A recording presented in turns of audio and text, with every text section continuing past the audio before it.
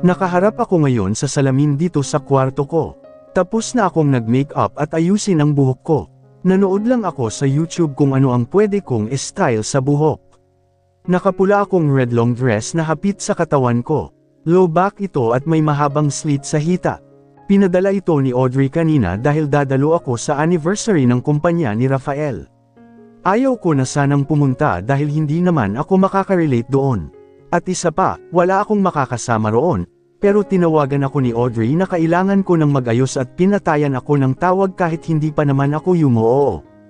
Napabuntong hininga ako, ano naman ang gagawin ko roon? Alas 6 na ng gabi kaya bumaba na ako. Ihahatid ako ni Mang Edgar sa hotel kung saan gaganapin ang selebrasyon ng anibersaryo ng kumpanya ni Rafael na minanapa niya sa mga magulang niya. Nang makapasok na ako sa hotel ay sinabihan ako kung saan ako uupo dahil may mga designated seats daw ang bawat guests. May nakaupo na ba rito? Tanong ko sa nag-a-assist. Wala po, ma'am. Extra seats po ito. Magalang na sagot nito. Pwede bang dito na lang ako? Pagbabaka sakali ko. Yes ma'am, but nasa harapan po ang seat niyo doon sa VIP. Ngumiti ako sa kanya, okay na ako rito. Sabi ko sa kanya at umupo na. Nag-aalangan pa ito pero sinabihan ko siyang okay lang na dito na lang ako uupo. Hindi naman ako nababagay doon sa VIP seats na sinasabi niya, hindi naman ako investor or importanteng tao para doon umupo. Miss Lorraine, why are you here? Nagtatakang tanong ni Ms. Jana. Okay na ako rito, sagot ko sa kanya. Umupo ito sa tabi ko, pero hindi ito ang designated seat mo. Doon ka po sa harapan. Ngumiti na lang ako sa kanya. Ayaw ko nang makipagtalo. Natahimik din ito sa tabi ko. Nakita kong dumating na si Audrey at napakaganda nito sa suot niya. I wish nakakausap ko pa rin siya kagaya dati. Gusto ko siyang puriin sa kagandahan niya ngayong gabi. Miss Lori, ang ganda-ganda mo po ngayon. Puri ni Ms. Jana sa akin. Salamat, ikaw rin. Ngumiti ako sa kanya. Maya-maya pa ay umakyat na sa entablado ang MC at nagsabi na magsisimula na ang event. Nakinig lang ako at nanood sa kung ano ang sinasabi at pinapalabas sa slideshow. Napatingin ang lahat ng maglakad sa red carpet si Rafael at may kasama itong babae. Let us all welcome the CEO itself, Mr. Rafael Montclair and his date, Ms. Jessica Mendez. Ani ng MC. Nagpalakpakan ang mga tao. Jessica Mendez, yun pala ang pangalan niya. Siya ang babaeng inabutan ko noon sa opisina niya. Naka-abresyet ang babae sa kanya at nakangiti ito habang si Rafael naman ay seryoso lang ang mukha nito. Bagay silang dalawa, mapait akong napangiti. Bakit pa ba ako nagpunta rito? Iniwas ko ang tingin sa kanilang dalawa.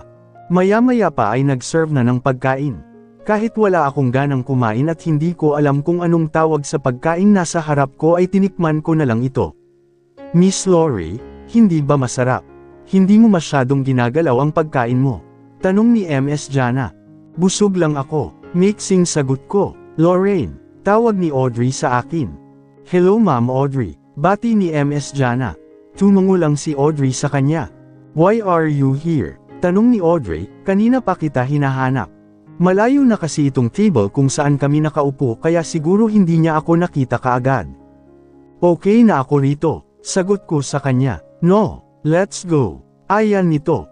Napailing ako, hindi na po. Tanggi ko sa kanya. He is looking for you. Bakit naman niya ako hahanapin?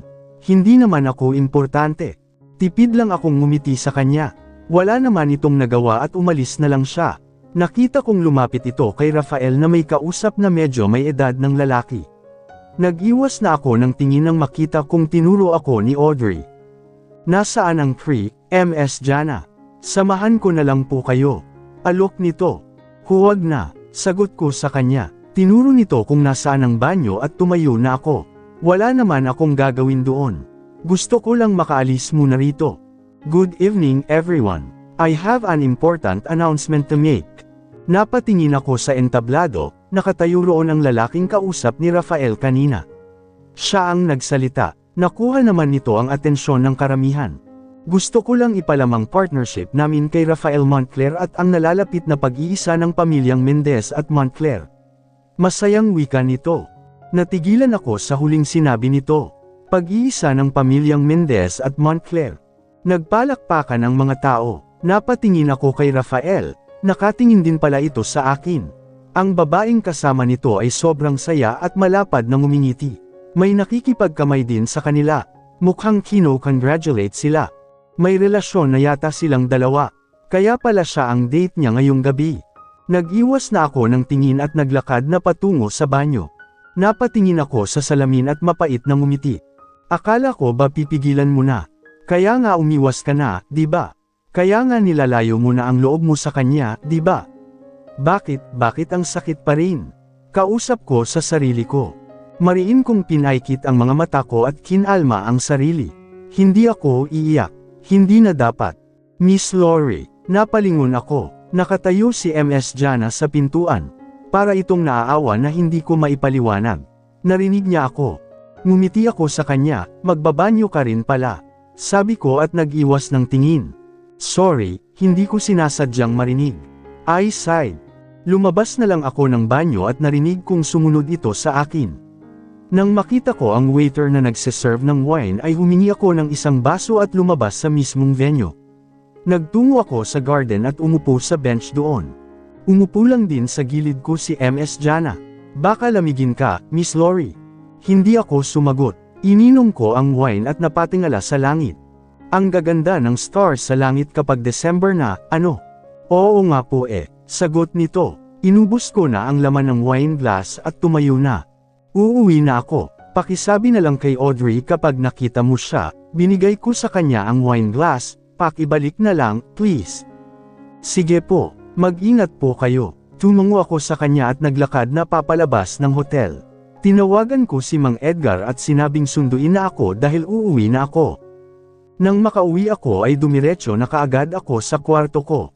Umupo ako sa harap ng salamin at nag-umpisang panasan ang make-up sa mukha ko.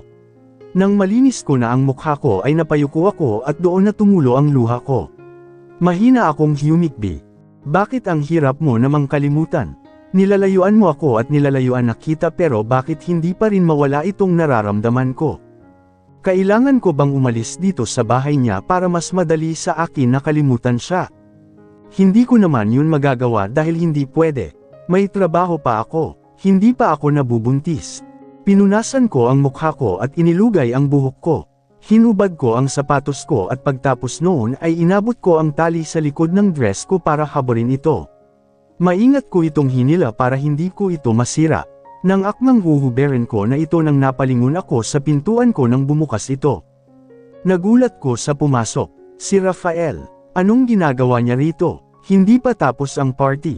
Humigpit ang pagkakahawak ko ng dress ko sa dibdib ko para hindi ito mahulog. Mabilis itong naglakad papunta sa akin. Nakatitig lang ito sa akin habang naglalakad. Anong ginagawa mo rito? Takang tanong ko at iniwasan ang mga titig niya. Hindi ito nagsalita. Lumapit ito sa akin at mahigpit na hinapit ang dewang ko at hinalikan ako sa lobby. Nagulat ako. Hinalikan niya ako sa lobby ulit pagkatapos ng ilang buwan. Amoy na amoy ko ang alak galing sa kanya. Pilit ko siyang itinutulak gamit ang isang kamay ko pero mas malakas siya sa akin kaya hindi ko kinaya. Don't.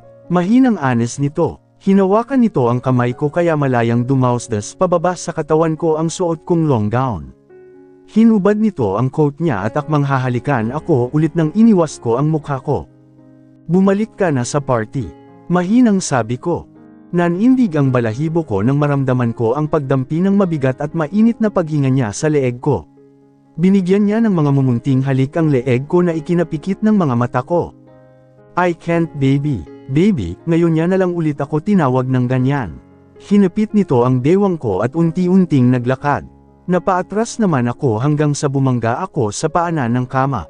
Bumaba ang halik nito sa dibdib ko at hindi ko alam kung saan ako kakapit dahil hindi ko siya pwedeng hawakan. Nanghihina ang tuhod ko. Kinuha nito ang dalawang kamay ko at pinalibot iyon sa leeg niya. Inangkin nito ang labi ko ulit. Simula nang nalaman niyang nagtitake ako ng pills ay ngayon lang niya ulit ito ginawa sa akin. Hindi ko alam kung bakit. Napatawad na ba niya ako? Kung oo, ay magiging masaya ako. Kahit yun na lang, ang mapatawad niya ay okay na sa akin. Hindi na ako hihiling pa ng iba. Mahigpit akong yamakap sa leeg niya nang matapos ako at binaon ang mukha ko sa leeg niya. Habol ko ang hininga ko at mariing napapikit. Baby, bakit? Sagot ko habang nakapikit. Undress me. Utos nito. Nanginginig man ang tuhod ay lumayo ako sa kanya ng konti at kinalas ang pagkakabutones ng long-sleeved shirt niya. Sa damit niya lang ako nakatingin. Ayaw ko siyang tingnan sa mga mata niya. Hindi ka ba hahanapin doon? Tanong ko nang maubad ko na ang damit niya. Sinunod kong hinubad ang belt niya. No, sagot nito at pinisil ang pangupo ko. Tinitigan ko siya sa nga mata niya. I can see lust and desire in his eyes. Hindi ko na nakikita ang galit sa mga mata niya. Nagring ang phone niya pero pinabayaan niya lang ito, patuloy pa rin siya sa ginagawa niya. Namatay ang tawag pero nagring na naman ito. Sagutin mo muna, nakapikit na sabi ko. Don't mind it. Aniya at bumalik sa ginawa niya. Namatay ulit ang tawag pero nagring na naman ito ulit. Istorbo, inis na sabi nito. Binigyan ako nito ng mabilis na halik sa lobby bago tumayo at kinuha ang phone niya sa loob ng pants niya. Nakatitig lang ito sa akin habang nasa tenga niya ang phone niya. What? Inis na sagot nito sa tumatawag, I'm busy Audrey. Aniya at binaba na ang tawag pero may tumawag na naman ulit, sinagot niya ito ulit. I don't give a damn. Inis na sabi nito at pinatay ang phone niya at hinagis sa sahig. Baka kailangan ka roon, but I need you more, I need to be with you. Seryosong wika nito. Nagulat ako sa sinagot niya. Malakas na kumabog ang puso ko. Napatitig lang ako sa kanya. Bakit pakiramdam ko sincere siya sa sinabi niya? O baka guni-guni ko lang yun? Do you want me inside baby? Napaawang ang mga labi ko at napapikit ang mga mata. Lorraine, baby, hinalikan nito ang leeg ko, tell me. Yes, bulong ko at napahawak sa braso niya. I want to hear you say my name. Rafael. Not that. He said it with his hoarse voice. I bit my lower lip, Rafa. Malakas na napadaing ito at naramdaman kong punong-puno ang loob ko. Bumagsak ito sa katawan ko at binaon ang mukha sa dibdib ko. Basang-basa kami ng pawis at parehong hingal na hingal. Kinuha nito ang kamay ko at pinayakap sa leeg niya. Hinaplos ko ang likuran niya. Are you tired? Inangat nito ang mukha niya at namumungay na sinalubong ang mga mata ko. Medyo. Sagot, hindi ko alam kung hanggang anong oras kami matatapos ngayong gabi. Ang alam ko lang ay ini-enjoy ko ang nagyayari ngayon at ang pagtrato niya sa akin. Ngayon na lang ulit niya akong try na tong babae sa kamang ito. Ilang buwan ko ring tiniis na pinipilit niya ako. Para kahit bukas, o sa mga susunod pang araw ay bumalik man siya sa pagtrato sa akin ng hindi maganda sa kamang ito. At least, may isang gabi na hindi niya ako pinilit at pinaramdam niya sa akin na iniingatan niya ako. Third person's POV. Mahimbing nang natutulog si Lorraine sa bisig ni Rafael. Pagkatapos nilang gawin iyon ng ilang beses ay nakatulog ito kaagad. Masyado itong napagod sa ginawa nila. Iniwan ni Rafael ang pagdiriwang ng anibersaryo ng kumpanya niya at umuwi ito nang malaman niyang umuwi na si Lorraine. Hindi mawala sa isip nito ang mukha ng babae. Napakaganda nito sa suot niyang pulang long gown. Kahit na nasa malayo ito, for him, Lorraine was the most beautiful woman that night. Rumahistro rin sa utak nito ang mukha ni Lorraine nang marinig nito ang inanunsyo ng matandang Mendez. It was evident on her face na nasaktan ito. Simula nang nakita niya ang reaksyon ni Lorraine ay hindi na ito mapakali. He needs to see her. Nakita na niya itong umiyak at ilang beses niya na rin itong nakitang nasasaktan dahil din sa kagagawan niya. It hurts him more tuwing nasasaktan ang babae. Kailangan niyang ilayo ang loob ni Lorraine sa kanya. He can't risk her life. Not her. Marami siyang iniisip at marami siyang gustong sabihin pero hindi niya masabi. Hinaplos nito ang pisenge ng babaeng katabi. Niyakap niya ito ng mahigpit at hinalikan sa noo. Lorraine's POV. Nagising akong nagmamadaling bumangon dahil naduduwal ako. Agad akong pumasok sa banyo at sa mukha roon, pakiramdam ko ay pati laman loob ko ay lalabas sa bunganga ko. Nang matapos akong magsuka ay napaupo ako sa sahig at napasando. Medyo masakit ang ulo ko kaya hinilot ko ang sintido ko. Ano bang nagyayari sa akin? Mahinang bulong ko. Kahapon ay ganito rin ang nangyari sa akin. Ang akala ko lang ay inaasid ako kaya pinagsawalang bahala ko lang. Nangunot ang noo ko. Mahigit 1 buwan na akong hindi dinadatnan. Napatayo ako at kumuha ng 3 pregnancy test kit. Kailangan kong makasigurado. Sinunod ko ang nasa instructions at nag-ante ng 2 minutes bago tingnan ang 3 PT. Ito na yata ang pinakamahabang 2 minuto ng buhay ko. Napaupo ako sa toilet bowl nang makita kong may tig-2 linya ang PT. Nanginginig ang kamay kong tinitigan ito ng paulit-ulit. Buntis na ako, mahinang sabi ko, may tumulong luha sa mata ko. Sa wakas buntis na ako. Masaya ako, hindi ko maipaliwanag ang nararamdaman ko. Napahawak ako sa tiyan ko. Totoong may laman na ito. Naiiyak ako sa sobrang tuwa. Nagtungo ako sa couch at umupo roon. Wala pa rito si Rafael. 4 na araw na siyang out of town at ang alam ko ay ngayon ang uwi niya. Napatingin ako ulit sa 3 PT at napangiti. Kinabukasan ay nagpunta ako sa hospital at nagpa-serum test para makasigurado akong buntis na talaga ako at tama nga, totoong buntis na ako. Congratulations! You are 6 weeks pregnant. Nakangiting sabi ng OB ko. Naiiyak akong ngumiti sa kanya, thank you doc. Don't stress yourself, okay. As a first-time mom, natural lang nakabahan ka, ani nito at ngumiti sa akin, alam na ba ni Mr. Montclair na nag-positive ka sa PT mo? Napailing ako, hindi pa doc. Out of town po siya ngayon at gusto kong makasigurado muna bago sabihin sa kanya. Sagot ko sa kanya. Nagbili nito ng dapat kong gawin at kung ano ang mga bawal at pwede kong kainin dahil buntis na ako. Humingi ako ng pabor sa OB ko na wag muna ipalam kay Audrey kapag nagtanong ito kung ano ang ginawa ko sa klinik niya at pinagbigyan naman niya ako. Papunta kami ngayon sa opisina ni Rafael dahil dadaanan namin si Audrey, alam nito na galing ako sa OB ko. Ang ilan ko lang ay nagpa-change ako ng vitamins dahil hindi ako hiyang sa iniinom ko ngayon. Naniwala naman siya sa akin dahil mukhang ni-contact niya ang OB ko at nagtanong. Nakauwi na si Rafael, ani Audrey, okay, sagot ko sa kanya. Kinuha ko ang maliit na paper bag na may lamang box at binigay kay Audrey. Pakibigay sa kanya mamaya kapag dumating na siya. Pagkarating namin sa bahay ni Rafael ay pumasok na ako sa kwarto ko, si Audrey naman ay nagtungo sa office ni Rafael para kunin ang importanteng files doon. Humiga ako sa couch at hinaplos ang tiyan ko. Napangiti ako, magpapalakas ako para maging healthy ka sa loob ng tiyan ko. Kinagabihan ay pinatawag na ako para kumain ng hapunan. Nadatnan kong nakaupo na roon si Audrey at Rafael. Nang makaupo na ako ay nagumpisa na kaming kumain. Tahimik lang akong kumakain at naghihintay na kausapin ako ni Rafael, pero wala. Hindi niya pa ba nakita ang pinabigay ko kay Audrey? O baka mamaya pa niya ako kakausapin. Simula ng gabi nang umuwi ito galing sa hotel kung saan ginanap ang anniversary ng kumpanya niya ay may konting nagbago sa pakikitungo ni Rafael sa akin. Hindi na niya ako pinipilit kapag ginagawa namin yun at malaya na akong hawakan kahit anong parte ng katawan niya, habang ako naman ay umiiwas sa kanya at doon pa rin natutulog sa couch. Hindi ko alam kung napatawad na ba niya ako sa nagawa ko o hindi pa. Kinaumagahan pagkagising ko ay inaantok pa ako pero kailangan kong gumising ng maaga para magpasikat ng araw at makapag-agahan. Mabuti na lang nga at hindi ako naduwal. Napatingin ako sa nakahandang pagkain sa mesa, ayaw ko ng mga niluto. Ang gusto kong kainin ay pancake na may nakapatong na sliced na saging at may strawberry syrup. Bahagya akong napasimangot. Kumain ka na, ani Rafael. Ayoko niyan, sagot ko. Bigla akong tumayo at mabilis na naglakad papunta sa banyo nang makaamoy ako ng kape. Pagkarating ko sa banyo ay doon ako samuka. Pagkatapos kong samuka ay naghilamos ako at inayos ang sarili. Pumasok ako sa kusina at sinara ang pintuan.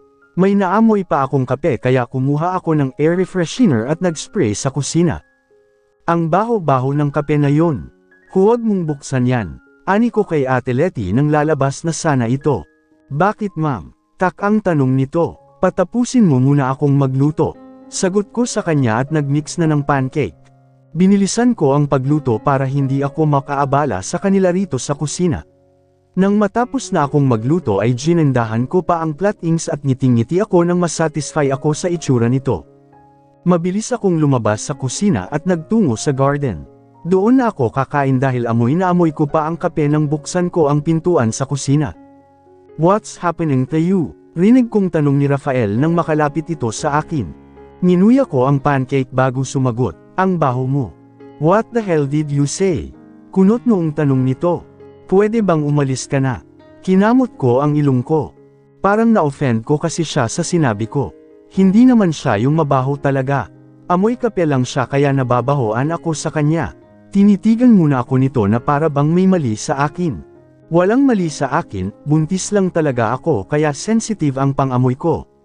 Pwede ko namang sabihin na sa kanya pero mas gusto kong makita niya muna ang binigay ko kay Audrey kahapon. Fine. Inis na sabi nito at umalis na. Nakahinga ako ng malalim nang makaalis na ito at ni-enjoy ang pagkain ng pancake ko. Naalimpungatan ako nang may maramdaman akong may nakatingin sa akin. Pagkamulat ng mga mata ko ay napatikip ako sa ilong ko at biglang napabangon. Mabilis akong tumakbo papunta sa banyo at samuka sa inidoro. Alis, ang baho mo, wika ko at napasuka ulit. The heck, hindi makapaniwalang sabi nito at hinagod ang likod ko. Alis, naiiyak na sabi ko. Nakita kong nag-aalangan pa ito pero pumasok ito sa shower at sinara ang glass shower door. Nakita kong naghuhubad ito at naligo. Nang hihina akong napaupo sa sahig at pinaikit ang mga mata ko.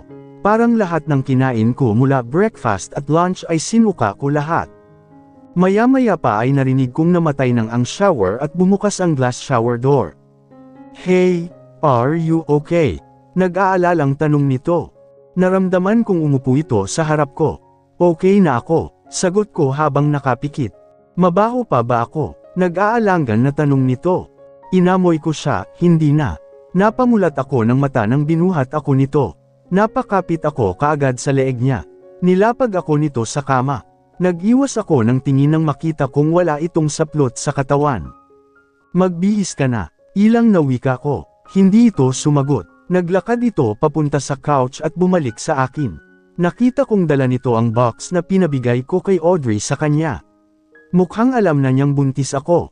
Kaya pala 3:00 pa lang ng hapon nandito na siya.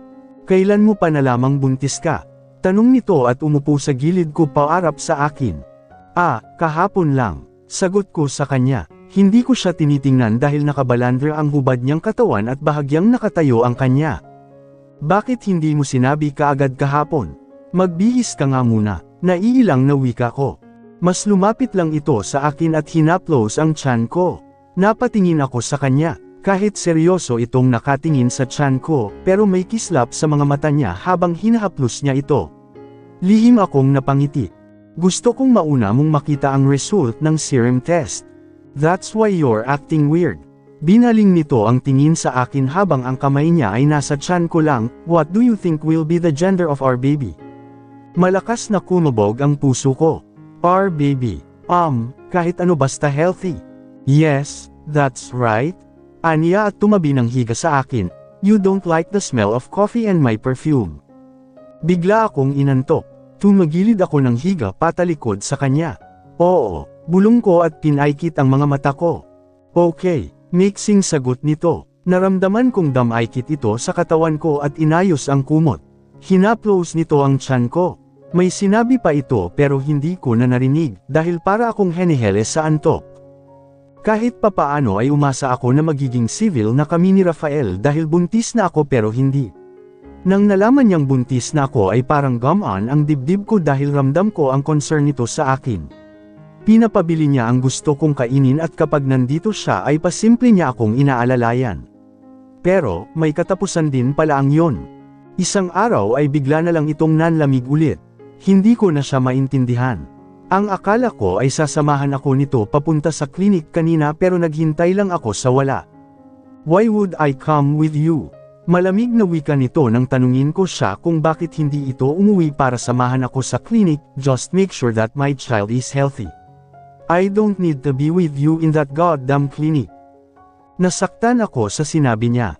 Ako ang lumalayo sa kanya pero nitong mga nakaraang araw ay siya itong lapit ng lapit sa akin na akala ko ay totoong concern ito sa akin. Habang nakaupo ako kanina sa labas ng klinik ng OG ko ay may nakita akong mga babaeng buntis din at kasama nila ang partner or asawa nila. Ako lang ang walang kasama roon. Masaya silang nagkwekwentuhan dahil malalaman na raw nila ang gender ng anak nila. Samantalang ako, umasa na sasamahan niya pero hindi ito nating. Parang may bamara sa lalamunan ko. Napatikhim ako. Narinig na ang heartbeat kanina. Healthy ang magiging anak mo. Panimula ko, inabot ko sa kanya ang maliit na picture, sonogram ng anak mo. Akala ko kanina ay sabay naming maririnig ang heartbeat ng bata. Excited pa naman sana ako dahil first time sana namin marinig yun ng magkasama. Kinuha nito ang picture at tinitigan ito. Don't do stupid things para manatiling healthy ang anak ko. Matigas na wika nito. Tumungo lang ako at lumabas na sa library niya. Nang makarating ako sa kwarto ko ay doon na ako umiyak. Kaya ko namang wala siya Kaya ko naman ang sarili ko, pero bakit pinaramdam niya ulit na pwede akong dumpen sa kanya? Ganoon ba siya kagalit sa akin para paglaruan ang damdamin ko? Akala ko kahit papaano ay napatawad na niya ako kaya ganoon niya na ako tretuhin pero heto na naman kami ngayon. Bumalik na naman siya sa pagiging malamig niya sa akin. Nakaupo ako ngayon sa couch at nakahalumbaba. Gusto kong kumain ng singkamas at langka pero ayaw kong ipabili sa iba. Bahala na nga, sabi ko at tumayo. Kinuha ko ang wallet ko at pasimple akong bumaba para walang may makakita sa akin. Sa likod ako dumaan at mabuti na lang at walang bantay doon kaya nakalabas ako. Nagtago ako sa malaking puno para hindi ako makita ng mga tauhan ni Rafael. Saktong may dumaan na taxi kaya pinara ko ito at mabilis na sumakay. Alam kong mapapag-alitan ako ni Rafael kapag nalaman niyang umalis ako nang hindi nagpapalam pero gusto kong kumain ng langka at singkamas. Pwede ko namang ipag-utos iyon pero gusto kong ako mismo ang bibili. Ayaw ko kapag iba ang bibili ng langka at singkamas. Ilang linggo na akong nakakulong lang sa bahay ni Rafael, ilang beses na akong sumubok na magpaalam para lumabas pero ayaw niya kahit na may kasama pa ako. Ang mga gusto kong kainin ay pinapabili niya sa iba pero pagkarating naman noon sa akin ay nawawala na ako ng gana at ewan ko ba, iniiyakan ko ang bagay na yon. Kaya ngayon kahit pag-alitan niya ako ay wala akong pakialam, gusto kong bumili ng pagkaing hinahanap ng ternayan ko.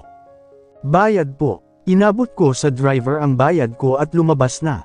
Nasa prutasan ako ngayon sa gilid lang ng kalsada at malapad akong napangiti nang nakita ko kaagad ang singkamas at langka. Napalunok ako dahil pakiramdam ko ay anytime ay tutulo na ang laway ko. Ganda, anong sayo? Nakangiting tanong ng tindera. 1 kilo po ng singkamas at 5 plastik ng langka. Sagot ko sa kanya. Binalot nito ang pinamili ko at inabot sa akin. Ngiting-ngiti akong nakatayo sa gilid ng kalsada habang nagbabantay ng taxi. Hinaplos ko ang tiyan ko. Sa wakas makakakain na rin ng masarap. Nakangiti kong bulong. May pinara akong taxi pero nilampasan lang ako nito. May pasahero ata sa loob. Nagulat ako nang may humantong taxi sa harapan ko, hindi ko naman iyon pinara dahil hindi ko yun napansin. Pumasok na lang ako at umupo roon. Siguro nakita niya akong pumara sa taxi kanina na nilampasan ako kaya kusa na lang siyang huminto. Good morning ma'am. Saan po tayo? Tanong ng driver.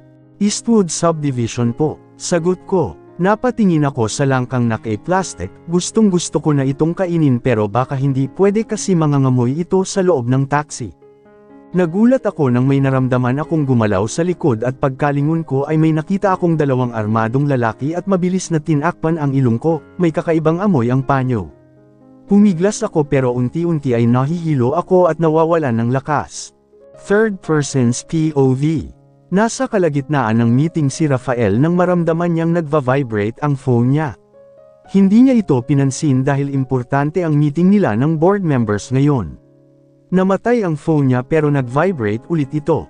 Sinulyapan niya ito at nakita niyang si Manang Delia ang tumatawag sa kanya. Pinatay niya ang telepono at nag-focus sa meeting nila. Hindi niya alam pero hindi ito mapakali sa buong meeting nila. Biglang pumasok sa isip niya si Lorraine. Lihim itong napailing at pinilit ang sarili na makinig sa sinasabi ng isang miyembro ng board. Napalingon ang lahat nang biglang bumukas ang pintuan. Iniluwan nito si Audrey. Lahat ng nasa loob ng meeting room ay napatingin kay Audrey, samantalang ang babae naman ay nakatingin kay Rafael. Ms. Fugo, you are interrupting an important meeting. Naiinis na saad ng isang board member. Hindi siya pinansin ni Audrey at mabilis na lumapit kay Rafael. Lorraine has been missing for 6 hours. Wika nito. Biglang nakaramdam ng matinding kaba at panlalamig si Rafael. Meeting adjourned. Mabilis na sabi nito at tumayo mula sa pagkakaupo at mabilis na naglakad palabas ng meeting room. Hinabol siya ni Audrey na ngayon ay kinakabahan na rin at nag-aalala para kay Lorraine. Hindi nagsasalita si Rafael pero baka sa itsura nito ang hindi maipaliwanag na galit. Ang mga empleyadong nakakasalubong nila ay napapayuko dahil sa dilim ng mukha nito at talam ng mga tingin ni Rafael. Wala ni isa ang may lakas ng loob para tingnan siya. Pagkalabas nila ay may nakaparada ng 4 na itim na kotse. Mabilis silang sumakay doon. Rafael clenched his fist. Kinakalma nito ang sarili dahil baka lumabas lang si Lorraine nang hindi nagpapalim at babalik din pero iba ang kabang nararamdaman niya ngayon. Hindi siya pwedeng makampante ngayong buntis ito sa magiging anak nila at maaaring nasa kapahamakan ang mag-ina niya. Check this. Binigay ni Audrey ang iPad nito kay Rafael. Ini-play nito ang CCTV kung saan nakita si Lorraine na lumabas ng bahay niya at tinakasan ang mga bantay nito. Sumunod namang nag-play ang pagbili ni Lorraine ng prutas at pagsakay nito sa taxi na bigla na lang huminto sa harap nito. Lastly, ang pagliko ng taxi sa ibang direksyon na hindi papunta sa subdivision kung saan siya nakatira. Halos bumaon ang daliri ni Rafael sa iPad sa sobrang higpit ng pagkakahawak niya rito.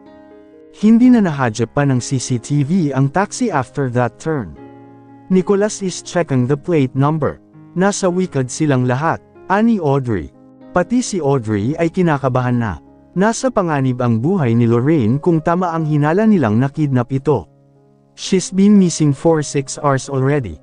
Ang ikinakatakot nito ay baka kung ano ang mangyari sa kanila ng batang ipinagbubuntis nito. Galit na napasigaw ni Rafael. Nagulat ito sa pagsigaw ng lalaking katabi niya at ang pagtapon nito ng iPad. She knows how important Lorraine is to Rafael, kaya alam niyang lahat ay gagawin ni Rafael maprotektahan lang ang babae lalong-lalo ng buntis ito ngayon. Hinawakan ni Audrey si Rafael sa braso. Nanginginig ito. Rafael, calm yourself. Mahinang sabi nito. Nagulat ito nang napatingin si Rafael sa kanya. Bakas sa mukha nito ang takot. Let's hope that she's fine. Baka may pinuntahan lang siya. Pag-alo nito kay Rafael. Buong biyahe ay tahimik lang ang dalawa. Audrey is praying na sana ay hindi mapahamak si Lorraine, while Rafael is cursing in his mind. Nasa isip niya si Lorraine. Ayaw niyang isipin na mapapahamak ang babae at ang anak nila. Pagkarating nila sa headquarters ay dumiretso kaagad sila sa kwarto kung nasaan ang mga kaibigan niya. This plate number is fake, Montclair. Ani Nicholas.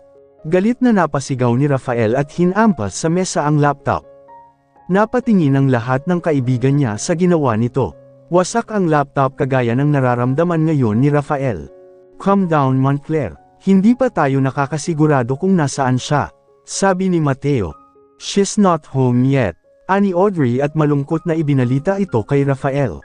Halos minuminuto ay tumatawag si Audrey sa bahay ni Rafael para magtanong kung nakauwi na si Lorraine. Marahas na napahilamos ng mukha si Rafael. She can't be in danger. She's pregnant with our child. Nanginginig na sabi nito. Please, umuwi ka na Lorraine. Ani Rafael sa isipan niya. Ayaw niyang ipakita sa mga kaibigan niya na kinakabahan nito ngayon pero hindi niya mapigilan ang emosyon niya. Galit, puot, pag-aalala, hindi na niya maintindihan ang nararamdaman niya. Ngayon pa lang ay parang hinahati na ang puso niya. Dinaluhan kaagad siya ni Audrey at hinaplos ang braso niya. We will find her. Matigas na sabi ni Charles. Hindi niya maatim na nakikita niya ng ganito ang kaibigan niya.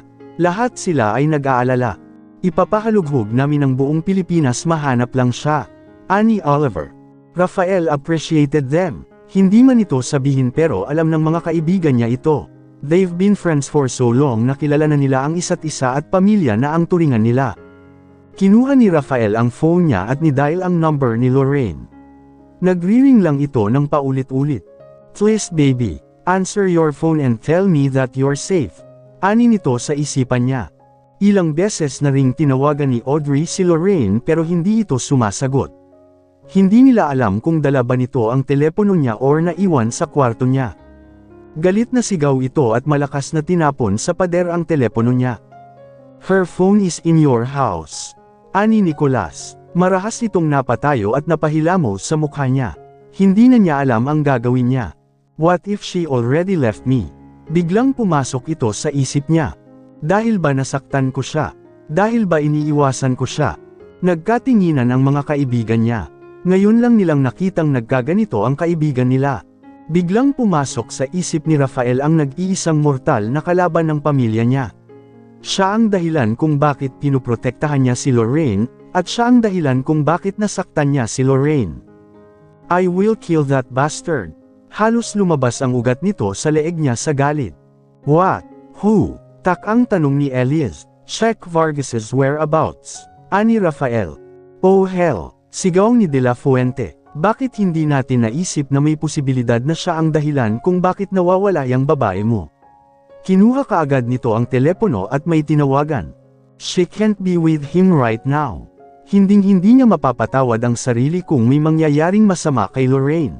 Napayuko si Rafael at napasabunot sa buhok niya. He's frustrated. It is already midnight pero wala pa ring Lorraine na umuwi sa bahay niya. Pinapuntahan na lahat ni Rafael ang pwedeng puntahan ni Lorraine pero wala siya sa mga lugar na yon. Wala na silang ibang lead kung nasaan si Lorraine. Hirap na sila. They used their money and power just to locate her pero wala. Rafael is terrified. What if she's really abducted by Enrique Vargas? He can't imagine kung ano ang pwedeng gawin ni Enrique Vargas kay Lorraine. Malaki ang galit ng lalaki sa pamilya niya. Una pa lang na nagpakita ito kay Lorraine sa mall at tinapunan ito ng kape sa braso, ay kainahinala na ito kaya simula noon ay nag-iingat na siya dahil nang namatay ang nanay ni Enrique Vargas, ay isinumpa nito kay Rafael na ibabalik niya ang sakit na nararamdaman niya. That man is full of hatred and vengeance. He's just, know that Lorraine is fine. Lorraine's POV. Nagising ako sa isang kwarto. Wala itong kalaman laman maliban na lang sa maliit na ang hinihigan ko, isang maliit na mesa at upuan na nasa paanan ko. Hindi ko alam kung nasaan ako ngayon. Ang lakas ng kabog ng dibdib ko dahil sa takot at kaba. Nasaan ako? Ang huling naalala ko lang ay sumakay ako sa taxi at oh my God! May armadong mga lalaki na nasa likod ng taxi na sinakyan ko. Pagkatapos noon ay wala na akong maalala. Nakidnap ba ako? Kung oo, bakit ako? Hindi naman ako mayaman at wala akong atraso sa kahit na kanino. Lahat ng inutangan ng tatay ko ay nabayaran na lahat iyon ni Rafael. Nasa likod ko ang kamay ko at nakatali ito ngayon. Sinubukan kong makawala pero sobrang higpit ng pagkakatali. Hindi rin ako makatayo dahil nakatali ang dalawang paa ko sa kama. Nangilid ang luha sa mga mata ko. Tulong! Tulong! Malakas na sigaw ko. Rafa, nasaan ka? Rafa, kailangan kita, kailangan ka namin ngayon ng anak mo. Napaiyak na ako, hindi ko alam kung anong oras na. Panigurado ay hinahanap na niya ako ngayon at tiyak galit na ito ngayon. Hindi ko alam kung bakit ako nandito ngayon at hindi ko alam kung sino ang nagdala sa akin dito. Kasalanan ko ito, kung hindi sana ako tumakas sa bahay niya ay hindi sana ako mapapahamak. Hindi sana kami mapapahamak ng anak ko. Napayuko ako at napatingin sa tiyan ko, sorry anak. Iyak ko. Maya-maya pa ay may narinig akong mga yabag sa labas at may nag-uusap. Nabuhayan ako. Tulong po. Nasa loob ako. Nilakasan ko ang pagsigaw para marinig ako ng kung sino man ang nasa labas. Halos mamaos na ako pero hindi nila binubuksan ang pintuan.